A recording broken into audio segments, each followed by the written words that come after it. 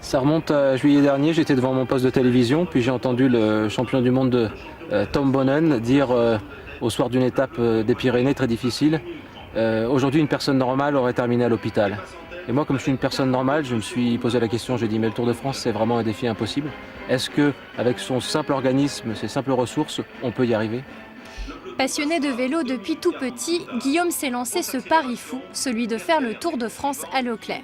Alors, pour relever ce défi, il se prépare assidûment depuis le mois de novembre et son hygiène de vie est irréprochable.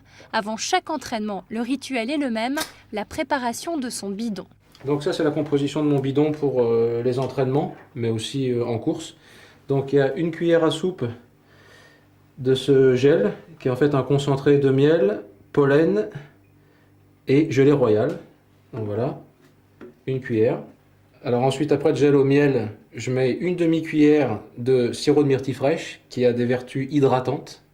Et à ça, on ajoute quelque chose d'assez étonnant, c'est du gel au silicium. Ça contient énormément de minéraux.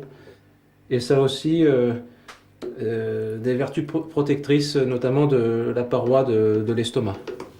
Tout est fin prêt pour l'entraînement, place à présent au compagnon indispensable, le vélo. Et pour réaliser son challenge, Guillaume n'a pas lésiné sur les moyens. Comme les professionnels du Tour de France, il dispose d'un vélo high-tech.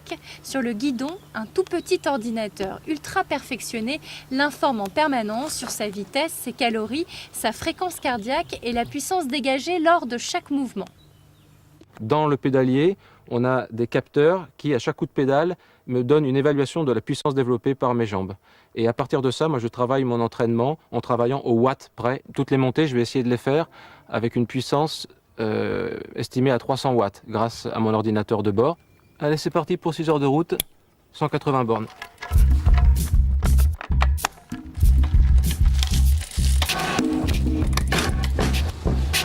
En cycliste aguerri, Guillaume suit le même entraînement que les professionnels. Il parcourt chaque jour plusieurs centaines de kilomètres sur les routes de France et d'Italie. Escalader les monts, grimper les cols, récupérer en vallée, c'est le lot quotidien de ce sportif solitaire. Guillaume éprouve ainsi son organisme, parfois jusqu'à épuisement, pour se rapprocher le plus possible des conditions extrêmes du Tour de France. Le Tour de France à l'eau claire, c'est un peu l'utopie, c'est-à-dire que les gens se demandent s'il est vraiment possible de faire 3500 km en juillet par 35-40 degrés avec l'asphalte brûlant sans céder avec des substances pharmaceutiques. J'ai parlé avec des professionnels qui m'ont dit si tu ne te fais pas des perfusions de glucose, si tu ne te fais pas des perfusions d'acides aminés, tu n'arriveras pas au bout. J'ai à cœur de leur démontrer le contraire. Le Tour de France à l'eau claire, c'est justement rien mettre dans ces bidons qui soient interdits. Nous, on ne trichera pas, rien de synthétique, rien d'industriel, tout est naturel. En véritable cobaye scientifique, Guillaume va se prêter au jeu des contrôles. En plus d'un décryptage quotidien des courbes de fréquence cardiaque et de puissance, son sang et ses urines seront analysés pendant toute la compétition. Les médecins pourront ainsi observer comment l'organisme d'une personne normale réagit et s'adapte à 3 semaines d'efforts surhumains. Moi, je voudrais renouer avec la sensation de souffrance sur un vélo. C'est-à-dire qu'aujourd'hui, on voit les professionnels qui terminent l'étape, ils sont frais, ils ne transpirent pas. C'est presque eux qui font l'interview aux journalistes qui sont plus fatigués qu'eux d'avoir fait l'étape en voiture.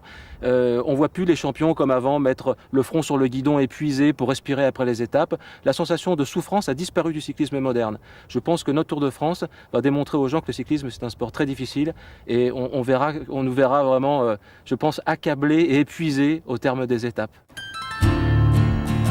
Le 6 juillet prochain, un jour avant le départ officiel du Tour de France, Guillaume va donc s'élancer de Londres pour couvrir la totalité du parcours, mètre par mètre et dans les mêmes conditions climatiques que les professionnels. Tiendra-t-il la distance ?